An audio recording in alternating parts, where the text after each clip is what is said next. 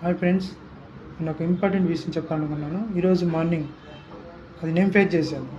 మీరు ఎవరు అలా ఉండకూడదని, అలర్ట్గా ఉండాలని చెప్తున్నా. ఈరోజు మార్నింగ్ బస్ స్టాండ్ నిలబడి ఉంటే ఒక బైక్ స్ట్రేంజర్ వచ్చి ఆ, దేనికోసమో ఎవరో బుక్ చేసుకున్నాను. సడన్గా నా చేతిలో ఉన్న మొబైల్ లాక్కోవాలని ప్రయత్నించాడు. కానీ అతనికి దొరకలేదు. బై మిస్ మన ఫోన్ నా దగ్గర ఉంది.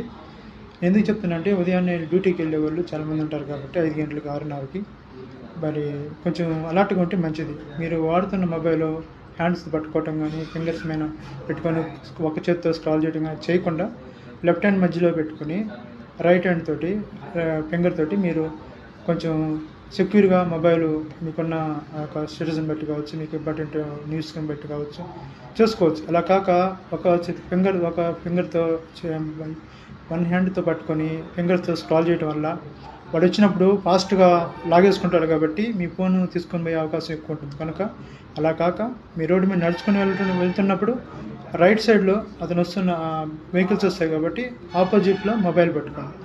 ఒకవేళ లెఫ్ట్ సైడ్ వస్తుంటే రైట్ హ్యాండ్లో మొబైల్ పట్టుకోండి. ఆపోజిట్ వర్షన్గా మీరు చూసుకోండి.